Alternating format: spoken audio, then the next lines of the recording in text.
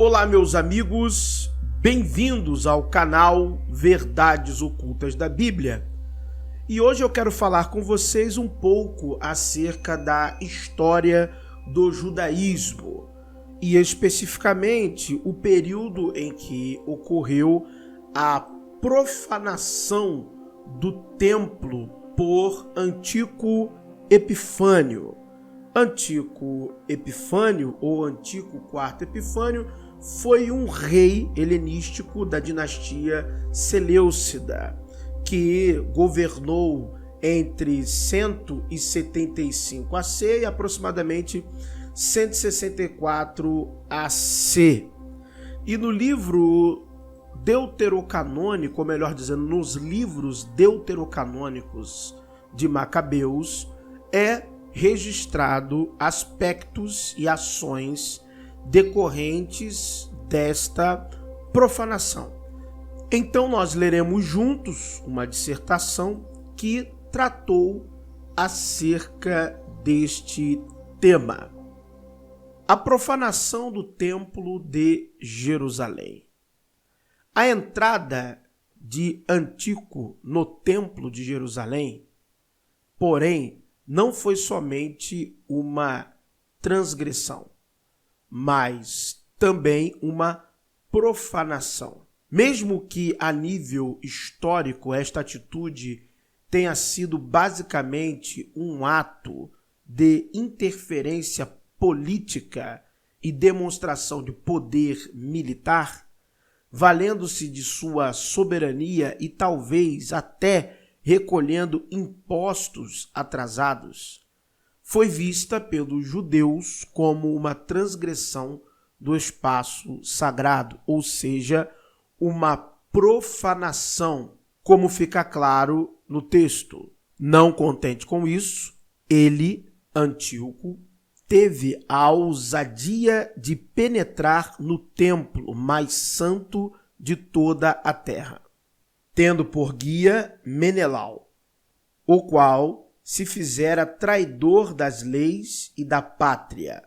Com as suas mãos imundas, tocou nos vasos sagrados e as oferendas dos outros reis, ali depositadas para incremento, glória e honra do santo lugar. Arrebatou-as com suas mãos profanas. 2 Macabeus 5, 15 e 16.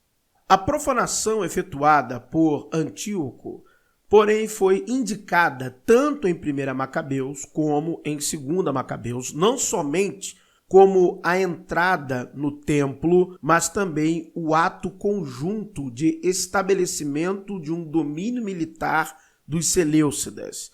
Assim, seja pelos despojos retirados do templo, como ainda pelo sangue do povo judeu derramado, ambos os livros tomam a situação como uma profanação grega do solo sagrado judaico.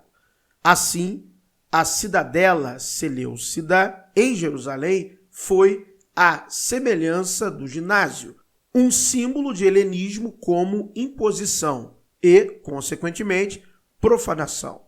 De fato, segundo 1 Macabeus 1, 33 e 34, os Seleucidas reconstruíram a cidade de Davi, dotando-a de grande e sólida muralha e de torres fortificadas, e dela fizeram a sua cidadela. Povoaram-na de gente ímpia, homens perversos, e nela se fortificaram. Segundo Joséfo, a construção da cidadela se deu na Cidade Baixa, a fim de cuidar o templo de cima para baixo. Acontece, porém, que a Cidade Baixa, também conhecida como Cidade de Davi, ficava 40 metros abaixo do Monte do Templo, indicando um erro de interpretação de Joséfo, apesar de este autor preservar a indicação correta da localização da cidadela, próxima, mas não acima do templo, conforme se pode perceber na imagem abaixo. Nesta cidadela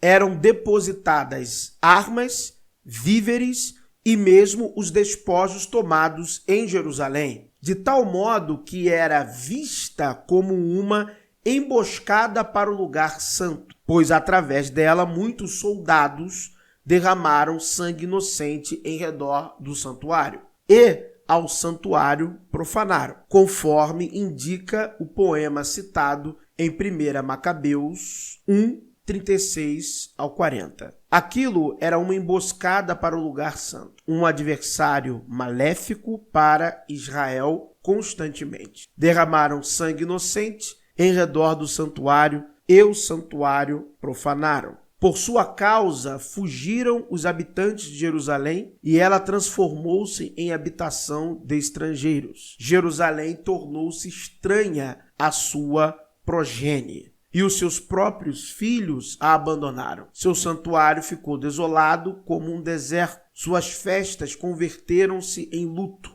seus sábados em injúria, sua honra em vilipêndio, a sua glória igualou-se à ignomínia e sua exaltação mudou-se em pranto. A cidadela, portanto, não foi somente símbolo do poder estrangeiro em Jerusalém, foi também símbolo de profanação, tanto da terra como do santuário. Afinal, marca uma imposição de uma ocupação estrangeira. Isso também pode ser visto no relato de Simão, onde é dito que os pagãos saíam da cidadela para profanar as imediações do lugar santo, causando grave atentado à sua pureza. Por esta razão, Simão não somente purifica o templo, mas também purificou a cidadela, removendo-lhe as abominações e habitando nela. Também Judas, quando pendura a cabeça de Nicanor, este imundo, na cidadela, portanto realiza um ato simbólico que representa não somente o fim do poder seleucida, como ainda o fim da impureza em Jerusalém. Serve,